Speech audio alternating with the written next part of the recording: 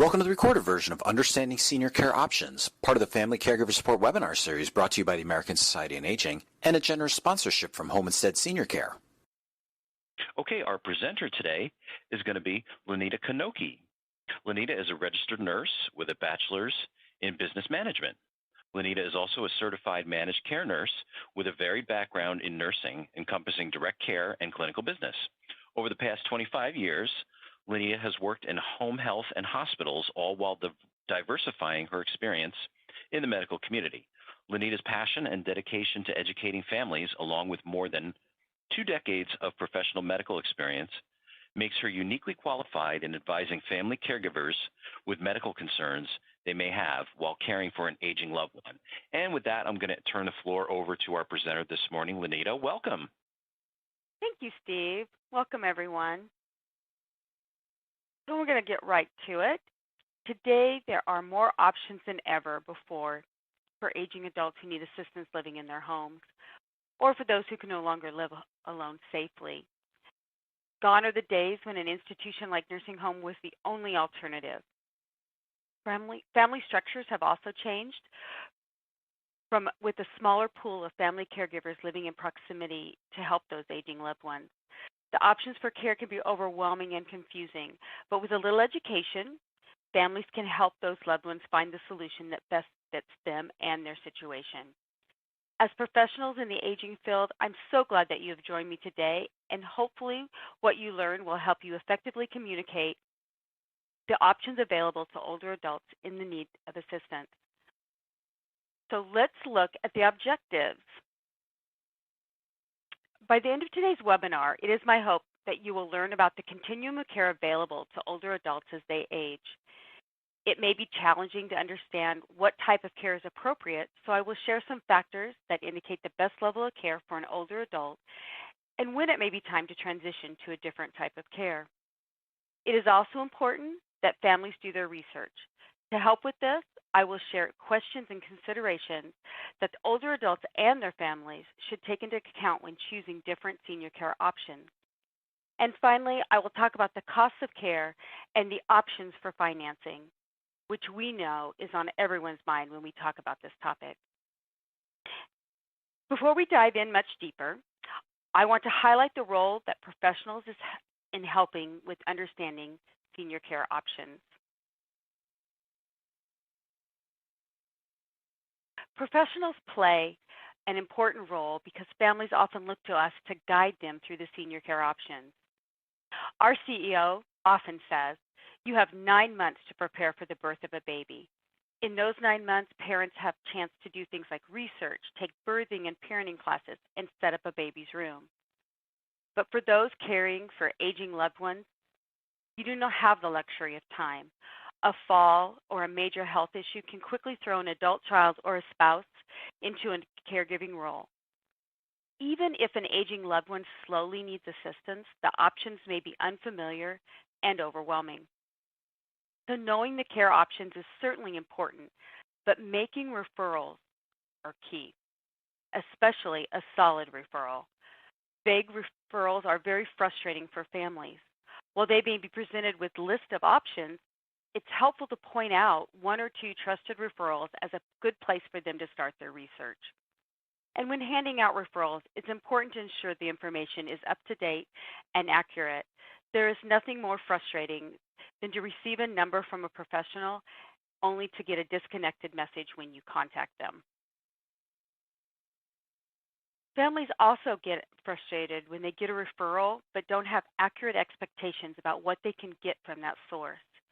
In these cases, their needs often go unmet. So it can be helpful to explain what they can expect when they reach out to that referral. For example, for home care, someone will likely come to the home or the hospital for an evaluation of their care needs. Another example, a care facility. The family will be encouraged to visit the facility, but likely they'll send a nurse to do a complete evaluation also. One final note on the role of a professional. Sometimes it may be easy to jump to conclusions about a person's resources, their means, and their needs. It's important to try and refrain from those biases until you understand the full story and get a full picture of that person's needs. Now let's talk about planning for these. In an ideal world, everyone would have a plan for how they want to age. But the reality is, 73% of adult children have neither planned nor thought about care for their aging loved ones. And only half of the older adults have planned or thought about developing a care plan for themselves. Families need to be encouraged to plan ahead as much as possible. And when families get together for these type of conversations, it's important to have communication tips. So I'd like to share some with you.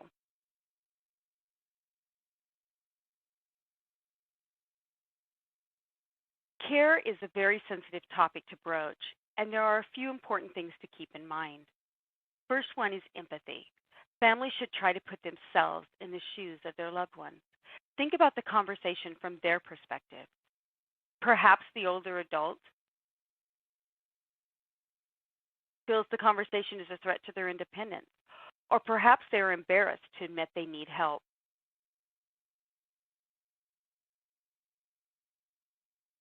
Next, it's important to listen. Involve the older adult in the conversation and really seek to understand the older adult's wants and wishes. This is so important as we want to be heard and understood. You also want to be sure the conversation is inclusive of everyone. Take a team approach and involve the older adult in the decision making. Remember, it is their life and the decisions made impact them directly. Finally, try to keep the conversation positive and use proactive language. Emphasize the desire to enhance their independence and safety. For example, if the person's desire to stay in their own home, that family can emphasize that hiring a professional caregiver to help will help them do that instead of moving elsewhere.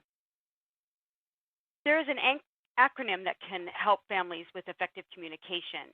It's ACT or ACT, Assess, Consider, and Talk. Assessing meaning the understanding the older person's current situation. So to highlight that, I want to share a story of a client that I worked with who implemented this type of communication with her daughter. Her name is Jodine, and when I first met with her and her daughter, Jodine's needs were fairly limited to transportation and light housekeeping. But they talked about how they wanted to plan for the future and what that may look like for her. So in our discussion, we considered all the options available. The next step is consider, and this step consists of looking at options as well as costs of the options. So going back to Jodine, she expressed that she wanted to stay in her home for as long as possible. She wanted to do so using home care. She also informed me that she had a long-term care policy that she wanted to use. With that information, I helped Jodine and her daughter look into the long-term care benefits to see what types of services it would cover. Each time I met with Jodine and her daughter, we continued to talk about her wishes for the future. Talk is the T, the final part of the acronym. Talking through the options is so important because it helps both the senior and the family member get on the same page. The first two steps, assessing and considering, can be done separately or together. But there are pros and cons, of course, to both approaches. But that third step is the most important.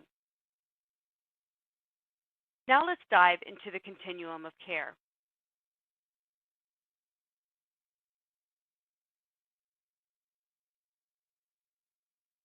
There are the many categories within the continuum of care that I'm going to review. The first 5 take place in the home setting.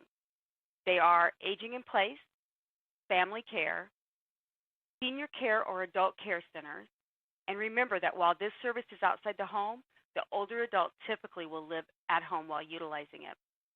Then, of course, home health care and home care. The next part of the continuum of care generally requires a move from the home. So those additional care options include retirement and independent living communities, assisted living, skilled nursing home, and hospice. And it's important to remember that hospice can take place both within a home or at a care facility. It can be helpful to view these options on a spectrum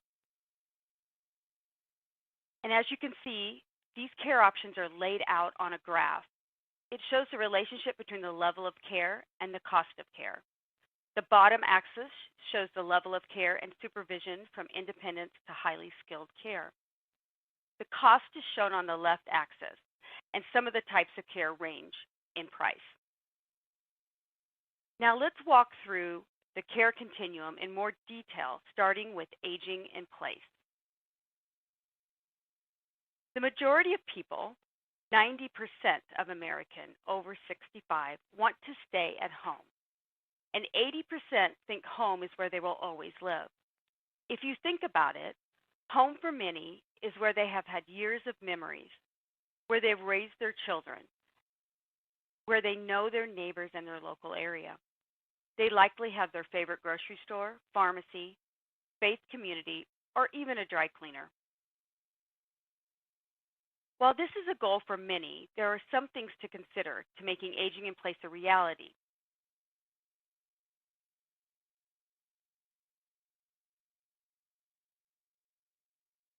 The key is to make it safe and comfortable.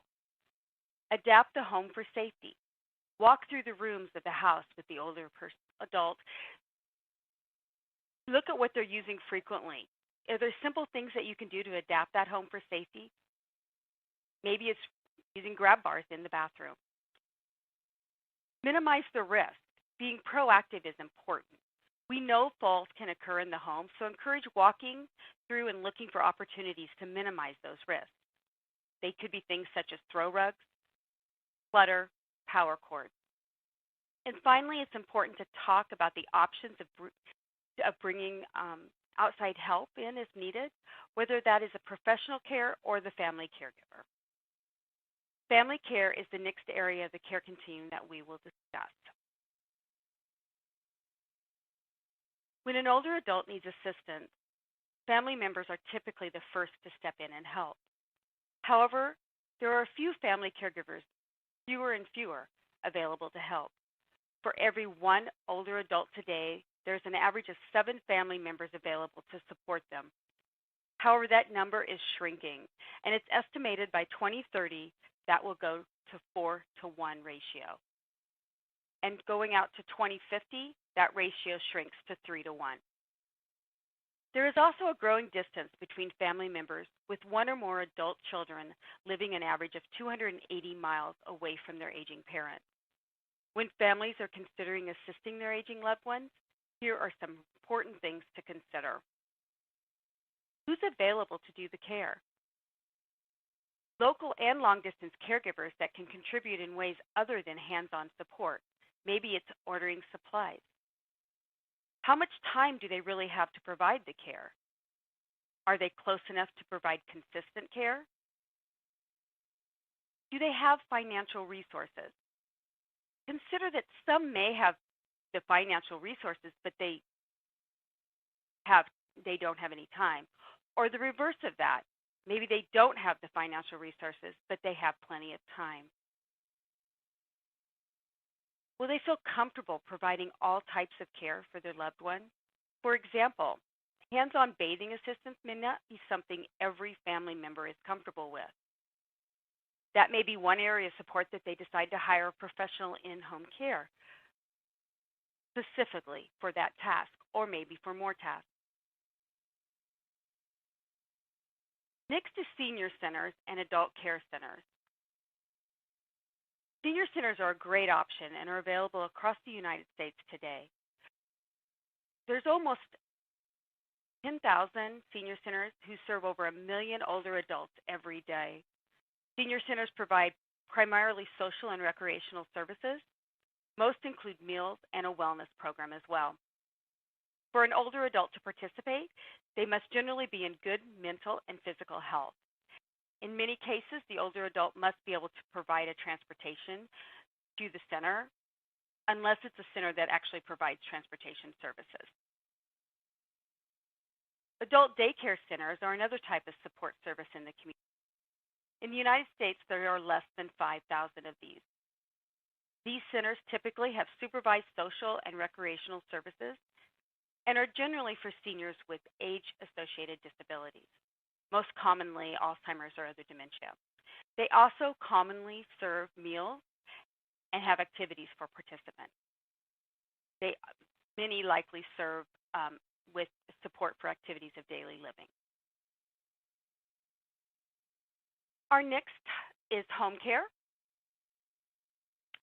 Home care can help meet the desire to age in place and continue to live at home. Home care services can be provided in a variety of places, including a care facility.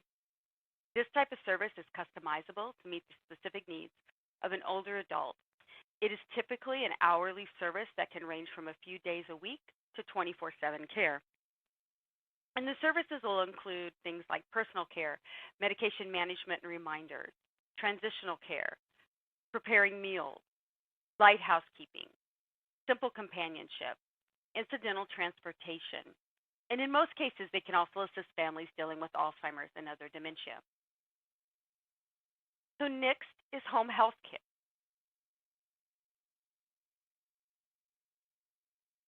Oftentimes, home care gets confused with home health care. Home health is a skilled level of care in the home that must be ordered by a medical professional. This is extremely important when there is an outside payment source such as Medicare or personal insurance. Home health could be required after a debilitating event such as a stroke, a heart attack, or maybe a broken hip. Home care is strictly medical care. These are visits from a PT, OT, speech, nursing, and other skilled services. Often, home health is ordered for very short periods of time, and it's not intended for long-term use. Medical and non-medical care may be needed simultaneously and can complement each other. As an example, nurse or physical therapist cannot stay and cook a meal or help with laundry.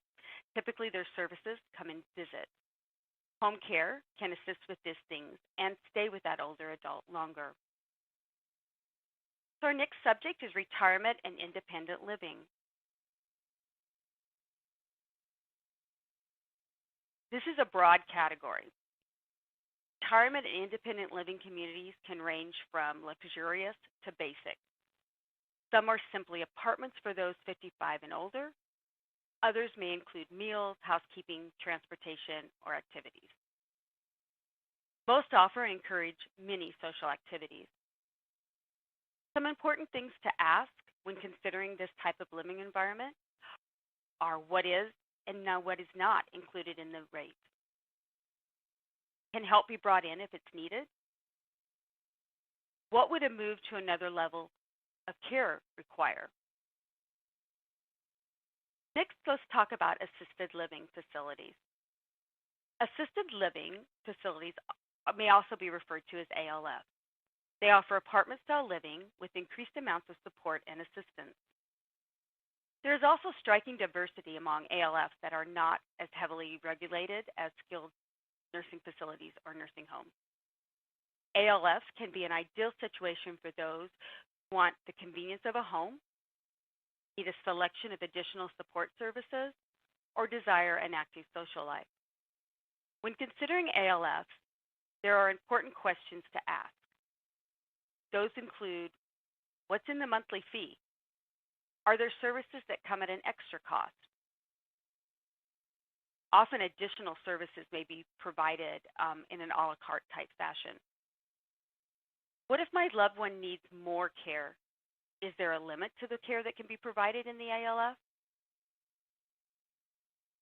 For an example, if they already need a two-person assist, you may want to discuss the level of cares that are available at that facility.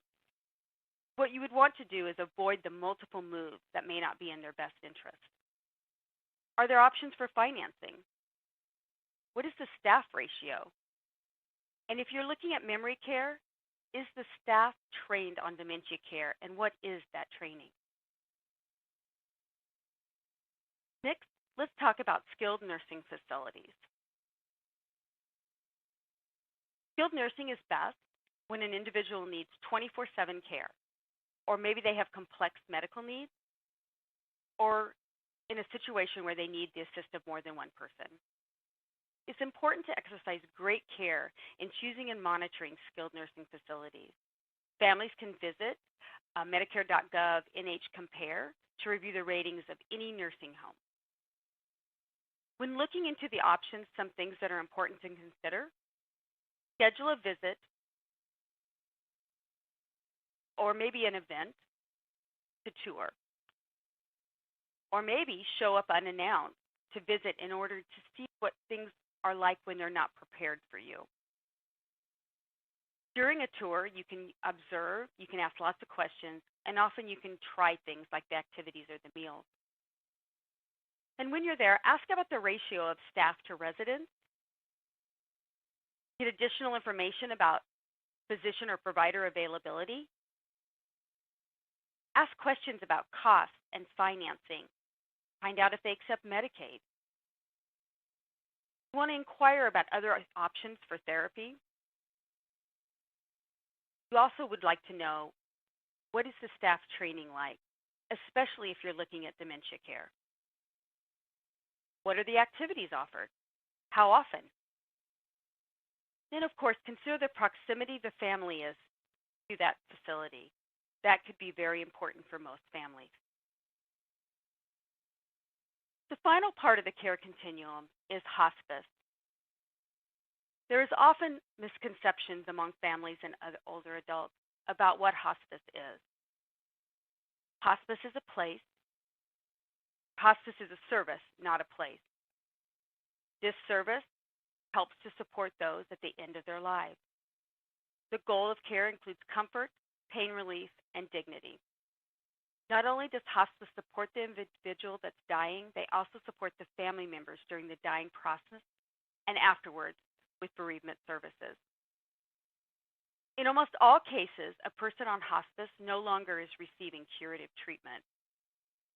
And something I hear frequently from families is that they wish they would have started the hospice process sooner. So I believe it's important as professionals to bring up this option when it makes sense for the family and the adult. And now that we've covered the care in the continuum, let's talk about the changes in care that may be needed. So often, caregivers try to shoulder all of the care themselves, and when they finally do reach out for help, they often are in a desperate place or at the end of their rope. As professionals, we can help family caregivers look for signs to help them determine when it's appropriate to bring help into the home. So I grouped them into three categories: mental, emotional, social, and physical medical. First, let's look at the signs of someone may be going from independence to needing support in the home. So under the mental category, if there's forgetfulness that impacts their daily life, things such as scorched pots and pans, maybe they've lost track of their medications or missed doctor's appointments or social engagements. Maybe their bills and mail are piling up. Under the emotional and social, is there a reluctance for them to leave their home? Are they withdrawing from social interactions that were previously important? Are you noticing signs of depression? And for physical and medical, are they losing interest in eating and meals? Are their driving skills declining? What about their personal hygiene? What about the house? Is it declining and unkept?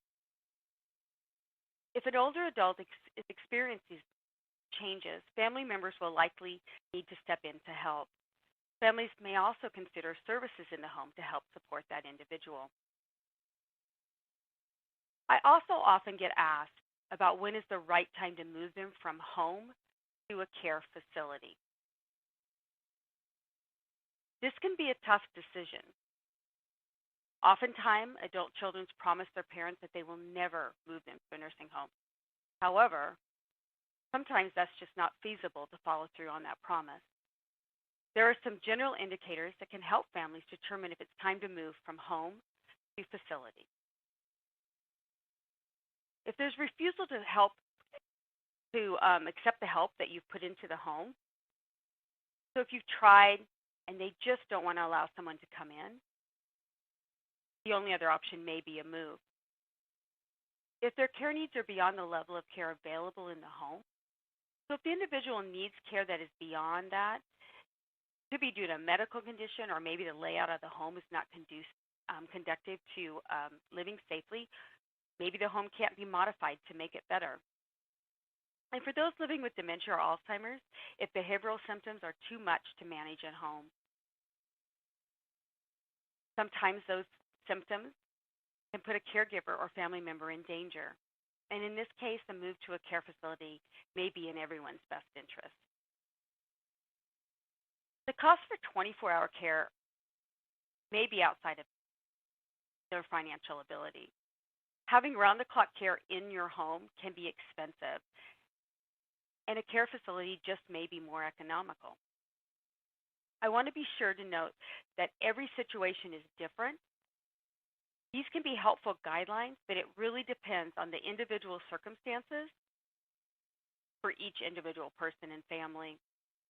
Next, let's talk about who actually pays for care. The reality is, in most cases, neither older adults nor adult children understand who pays for their care. Often they assume that Social Security, Medicare, or maybe a parent's retirement accounts will pay for what care is needed. But the reality of the situation is, Social Security does not pay for care. True cost of care generally is unknown and underestimated. People are living longer, so personal savings are just not adequate to cover their needs later in life. Most often, planning for care is only triggered by a crisis. So what is the exact cost of care? You add up the total amount spent on long-term care in the United States. It's estimated to be $450 billion a year. $450 billion. The reality is 70% of Americans who reach the age of 65 will be unable to care for themselves without assistance at some point. And with that growing aging population, that $450 billion is only going to grow. Next, what I would like to do is review some national averages for the cost of the various types of care.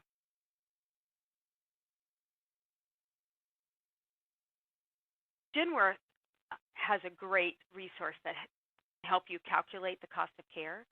Their site, and I'll share it with you on the resource slide, has a phenomenal way to show the national averages, which I show here, but more importantly, it can drill down to the local averages. So on a national average for the last cost of care survey by Genworth, on average, home care costs around $21 an hour. Adult daycare is at $73 a day. ALFs run around $4,000 a month. Skilled runs around $245 a day for a semi-private room. Runs around $275 for a private room. And again, these are national averages. They vary based on urban versus rural and, of course, on market demand. I've also added on this slide the cost of family care. Well, it's hard to put a price on that. I do want to acknowledge that family caregivers often dedicate financial, emotional, and physical resources to care for their loved ones. So what are the options for paying for care? As I mentioned earlier, a lot of people assume the government, Medicare or Medicaid, will pick up the bill for their services. Studies and articles indicate that people have not even thought about who pays for their care later in life. So let's just talk about some of those options. The first is self-insured. This is just a fancy way of saying out-of-pocket or private pay. A good portion of care is paid privately. The next would be long-term care insurance. This has become an increasingly popular way to fund elder care. In fact, about 8 million Americans are now covered under these policies. The actual plans can be written a variety of ways to provide a range of benefits. And it has changed quite a bit since it was first offered. Some policies, especially the initial ones, didn't include the coverage for home care services. Some policies can now, though, be renegotiated to cover that type of care.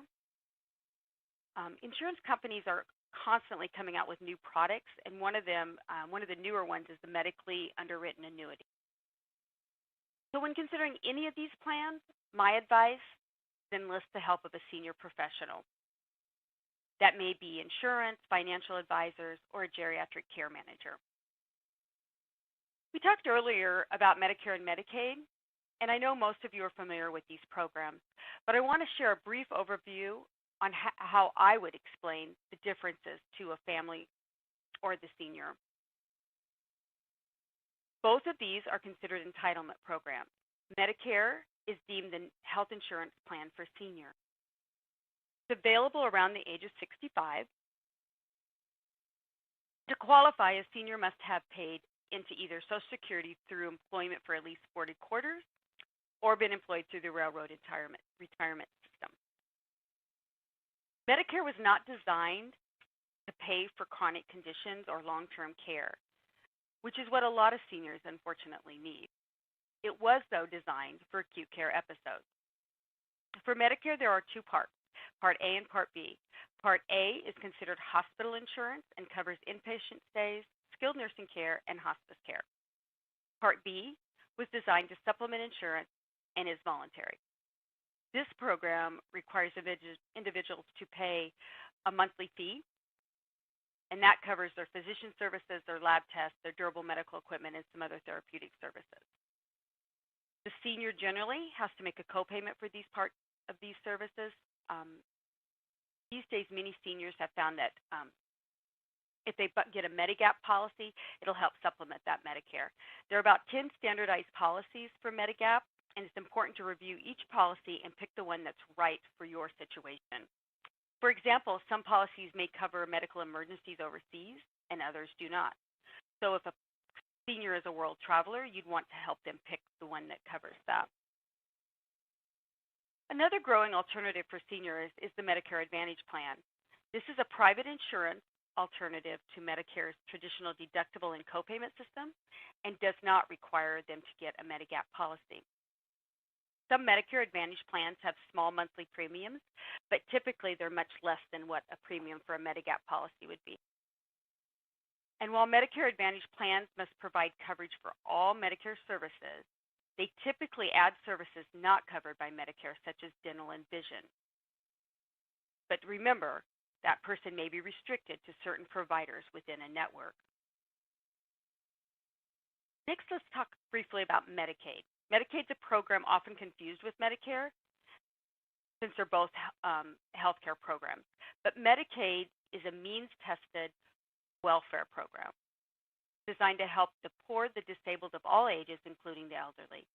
And it helps pay for nursing home costs over 65 once they've exhausted all or most of their own means. Typically, Medicaid eligibility comes into play after the family spends down a senior's assets until there's only about $2,000 left. Federal and state Medicaid laws have changed in recent years to severely restrict and penalize any effort by seniors or their families to artificially impoverish a senior by giving away or spending down their assets in order to their Medicaid qualifications. One final source of payment for long-term care is VA or Veterans Assistance. 1 in 3 seniors in this country is a veteran or a surviving spouse of a veteran. Veterans and their surviving spouses are eligible for a VA benefit called Pension Aid with Assistance. This benefit can provide reimbursement funding for up to $25,000 a year, and it helps cover medical expenses, including home care services. Millions of qualifying veterans and families go without this benefit simply because they're not aware of it. Check if a senior qualifies, they can contact their local VA and they can walk them through it. Now that we've discussed some long-term ways to finance care, I want to outline some important questions that seniors and their families should ask before choosing any one of the types of care that or funding sources that we've discussed.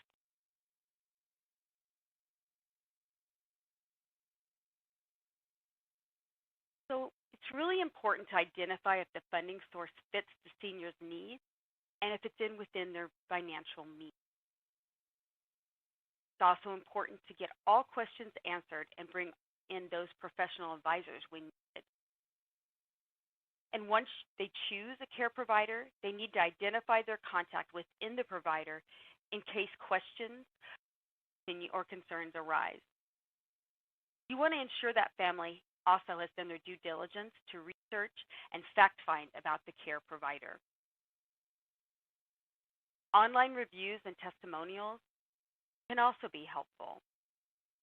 Nursing home compare websites can help to ensure your loved one is getting quality care and also helps to avoid fraudulent providers.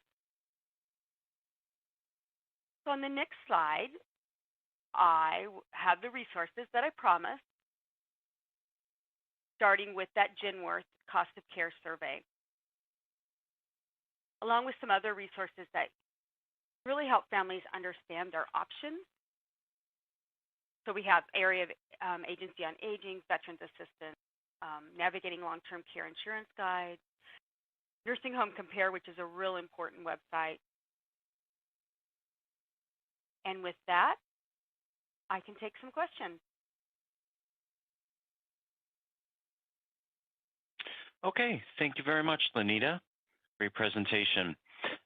Yes, everyone, it is time for the Q&A portion of today's webinar. So if you have any questions, now is the time to send them in. You can do so using the questions box that you see there on your screen.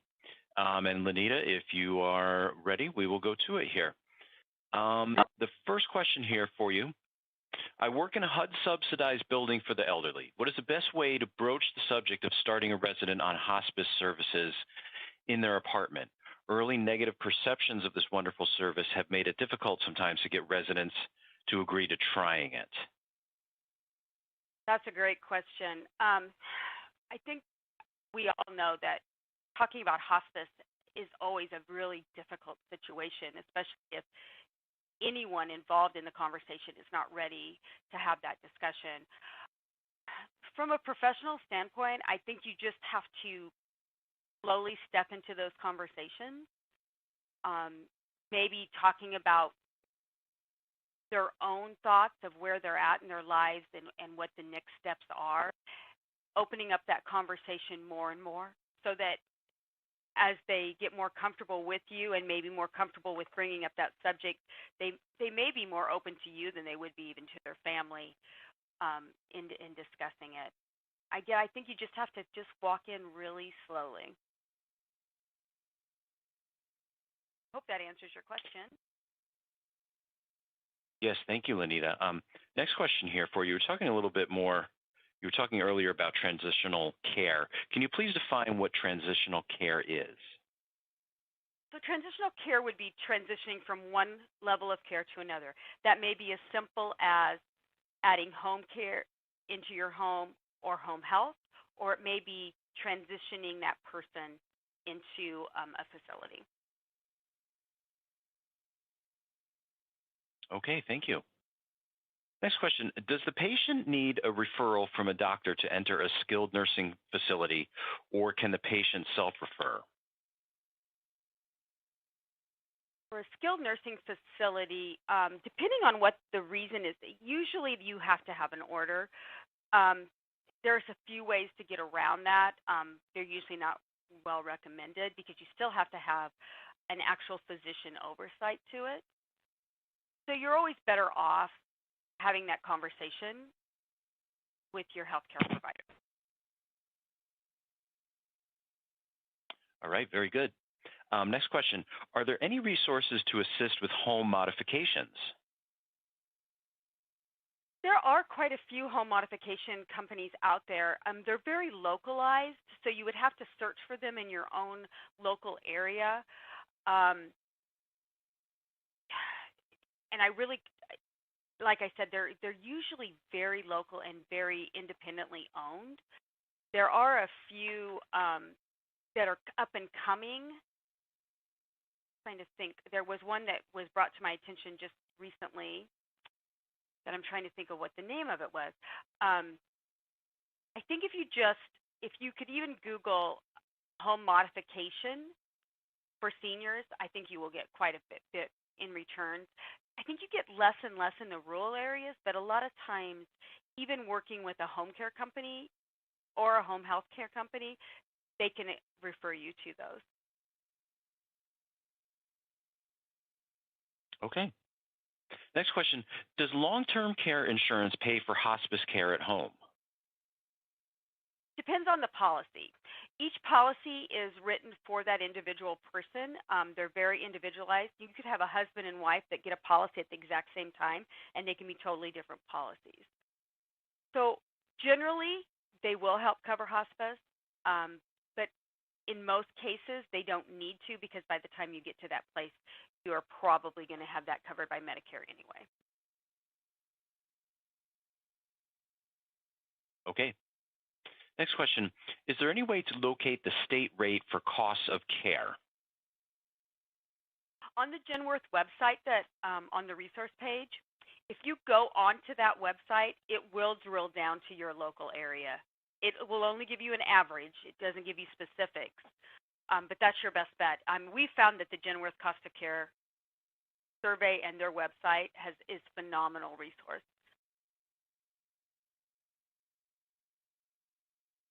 All right. Next question. About roughly what percentage of folks actually have LTC insurance?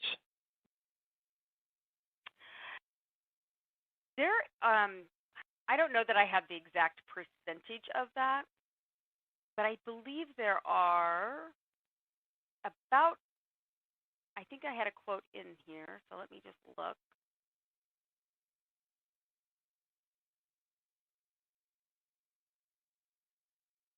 Thought I could find it, but I'm not finding it. There's about 8 million policies out there right now. So, I mean, the percentage is higher than I think most of us think. I know that a lot of times when I talk to our clients, they forget they even have them. So a lot of times people bought them and they don't think of using them because they've had them for so long. Or they think they bought them for something else and they don't realize that they'll pay for other things other than maybe an ALF or something. Hopefully that answers your question. Okay. Yes. Can you talk a little bit about the role of a geriatric care manager when discussing long-term care options? Is there an average cost for someone to utilize a geriatric care manager? Again, that's pretty localized. Most of them that I've seen start around $30 an hour. Couple of the places that you can go to look for one, PSA website would be one. Some long-term care policies have them that work for them. Medicare Advantage has a lot of geriatric care managers that work for them also. So it kind of depends. They can be a licensed nurse or social worker that work independently, or they can be someone who works for an actual company. And again, I think 30 is probably a conservative number. It can be higher than that. I mean, and again, it depends on if they're independent or if they work for an actual case management company. Okay. Next question.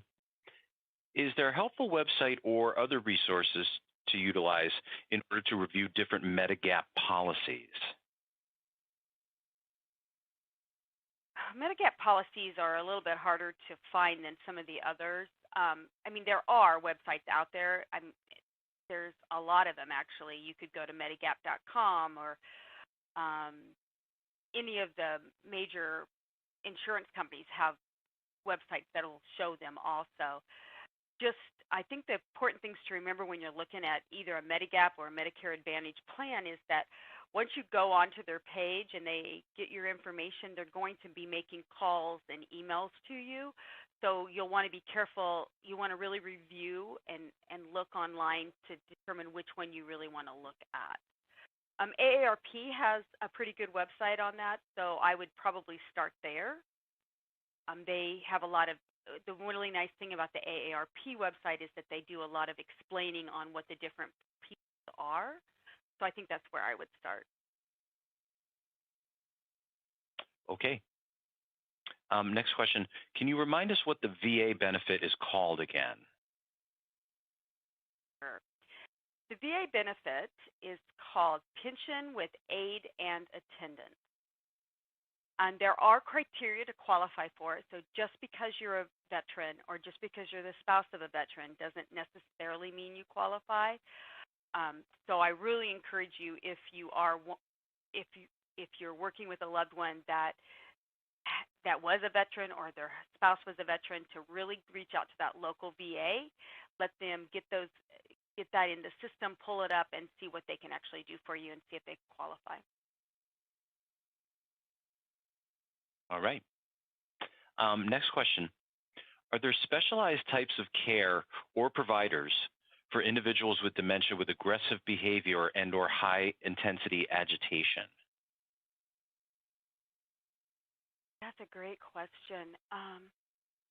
That's probably one of the most difficult things that we experience with Alzheimer's and other dementia.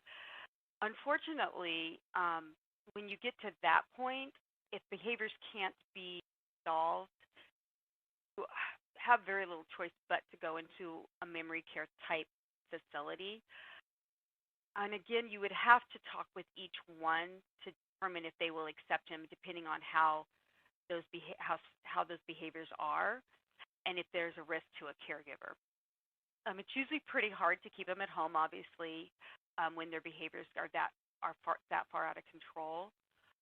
I know I've had experience with a few of them, rural Nebraska, that they did accept them into some of the memory care units. They just kind of locked them down a little more, which the family wasn't very fond of, so they actually took them back home. So, I mean, it's just a really difficult situation, and you have to really go one by one, talking with the different facilities to see what their availability is, what their ratio of care is, and then how they've approached those situations. Okay. Next question. You were speaking earlier a lot about family involvement, but what about situations where an older adult does not have any family that's involved but needs some care? How do you go about handling that? Well, if they don't have, so I'm taking that question to say they need care, but they're maybe resistant to care and there's no family available.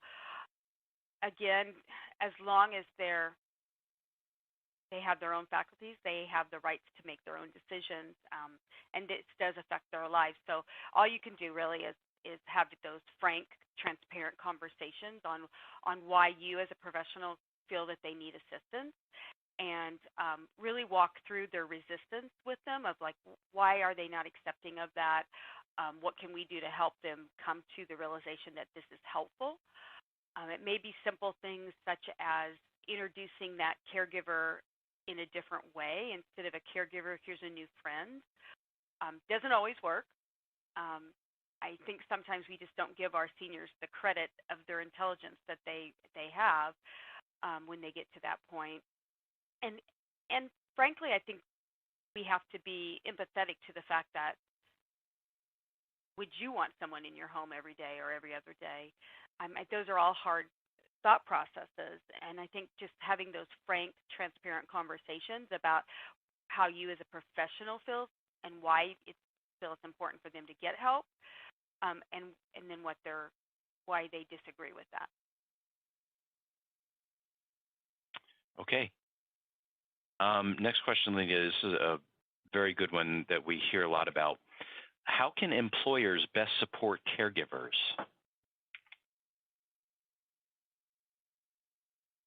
I wish there was a really phenomenal answer for that question. In today's world, the elder care situation is what it was 30 years ago, 40 years ago for child care.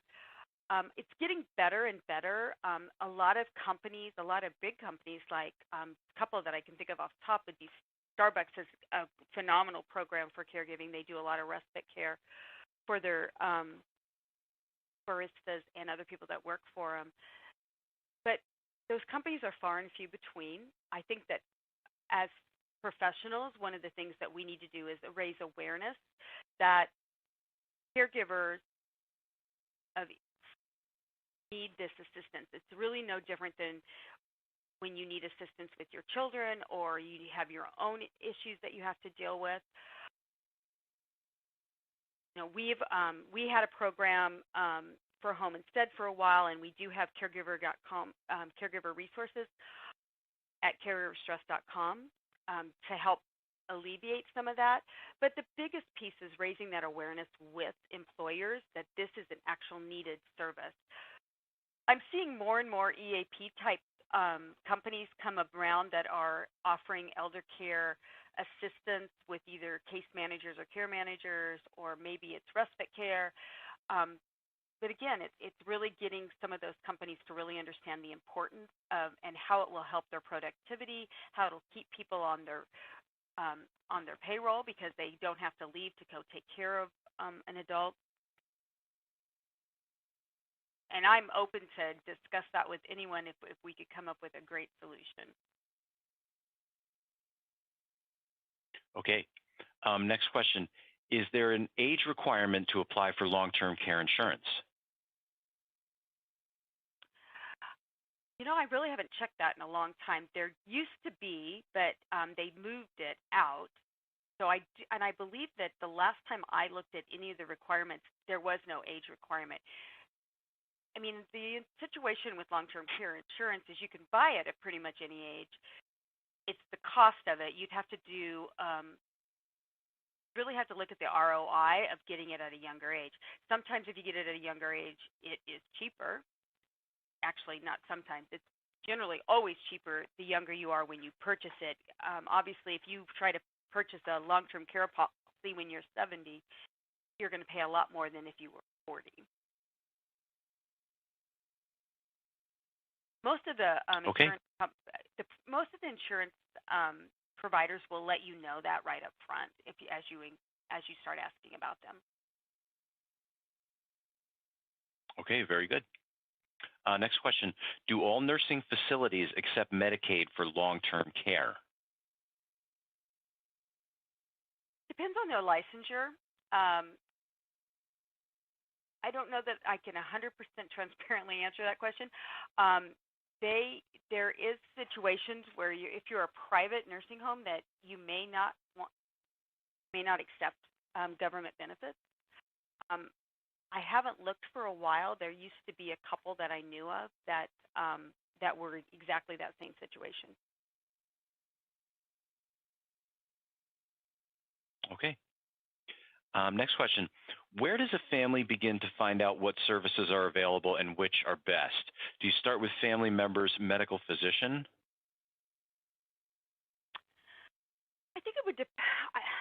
I think it depends mostly on what you're looking for. I wish I could say that most physicians were very versed in what's available out there, but what we've found is that they're not. I think I've talked to a lot of nurse practitioners that seem to have a little more grasp on what's available and what's out there. I do believe it's up to us as professionals to really research and look to see what's available and to make that more obvious to people. My guess for the most part is if you really want to know what's out there and available, you're going to have to go to an aging care professional. Whether that's a case manager or an aging financial planner, they have probably the better information than most healthcare people. All right. Next question. Are there providers one can hire to pay bills, make sure taxes are completed, etc., should one have no family to help out? Also, if there is no family, can one hire someone to monitor when he or she needs to get more help? Great questions. Senior financial advisors can help them pay bills and take care of their finances if there's no family around. There's several of those they do different things in different aspects. But as far as getting people to that last one's a hard one. I really don't know that there's anything that you can really do until they've been legally noted that they can't make their own decision. Other than, as I said before, just having those transparent conversations with them. Okay. Next question. How does a family member get paid to be a caregiver to their relative? I'm not sure that I can legitimately answer that question. In most cases, a family caregiver cannot get paid. Like if you look at long-term care insurance, they're not going to pay the family caregiver. Most insurance companies would not. There are some workarounds with Medicare and Medicaid, and you would have to check with the local Health and Human Services to get that answer.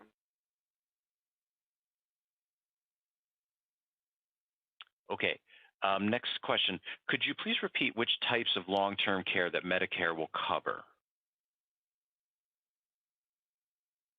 Medicare only covers skilled nursing care in nursing homes. Sometimes they will cover an ALF. There are home health benefits on a Medicare policy. They are, again, all of those things have criteria to them, and it really helps to work with both your provider and whoever you're working with from the Medicare Social Security aspect to make sure that you're using the policies correctly. Okay. Next question. What options are available out there for individuals who were denied long-term care insurance?